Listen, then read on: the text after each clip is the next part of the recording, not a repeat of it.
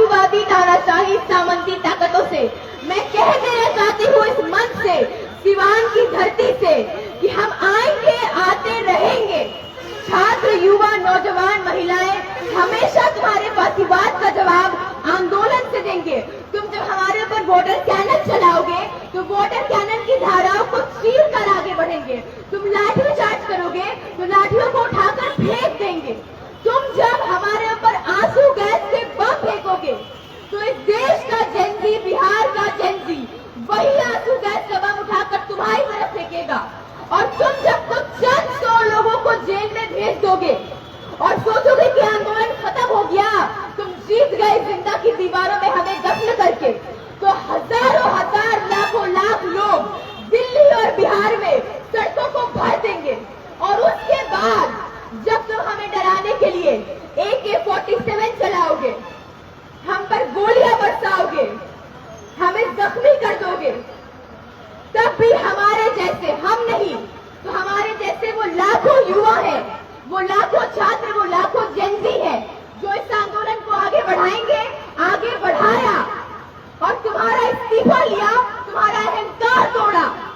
इसलिए एक बार फिर से मैं सिवान के सभी क्रांतिकारी साथियों को जो जेल गए, जिन्होंने गोलियां खाई, अपना क्रांतिकारी लाल सलाम पेश करती हूँ।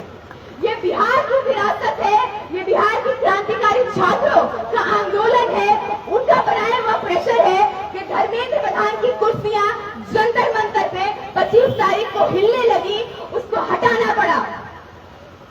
अभी हम एक दौरा करके आ रहे हैं सिवान का, उन सभी घायल लोगों से मिल रहे हैं और पता चलता है कि जितनी बातें हम तक आ रही है कि छात्रों पर पिस्टल से गोलियां चलाई गई, AK-47 की ओपन एयर फायरिंग हुई, ये गोदी मीडिया अभी भी पूरी बात नहीं बता रही है कि गोली लगे हुए छात्रों को पैदल चलाकर रोड पर से थाने ले जाया गया।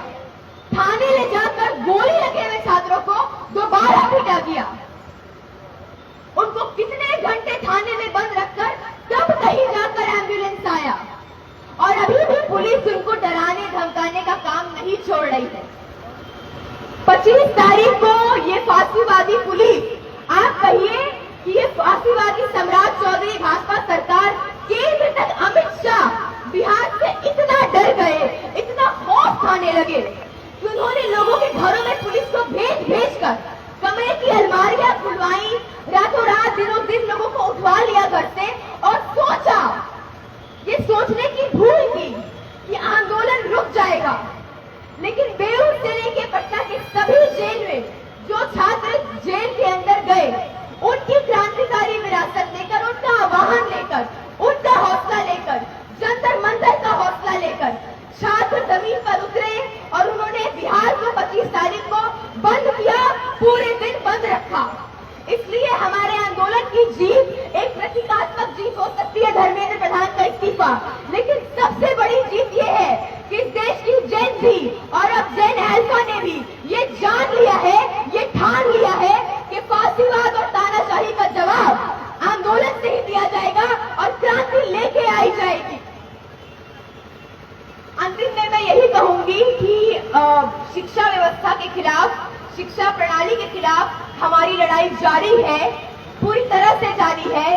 प्रहलाद जोशी जिसको लाया गया है धर्मेंद्र प्रधान की जगह पर, किस तरह के अपशब्द वो यूज करते हैं संसद में, किस तरह की कूटनीति वो यूज करते हैं संसद में। मन की बात में कभी मोदी जी उस पर भी ध्यान दें। लेकिन ये जो दमन पूरे देश में किया गया है और किया जा रहा है, शारीरिक और मानसिक, उसके लिए अब हमें बिहार में सम्राट चौधरी का इस्तीफा चाहिए और केंद्र में अमित शाह का इस्तीफा चाहिए। और एक बार फिर छात्र जंतर मंतर पे, छात्र बिहार में आना शुरू कर दिए हैं और जब छात्र, जब जनता, जब हुजूम आएगा तो कुर्सी खाली करनी पड़ेगी। इनकलाब जिंदाबाद।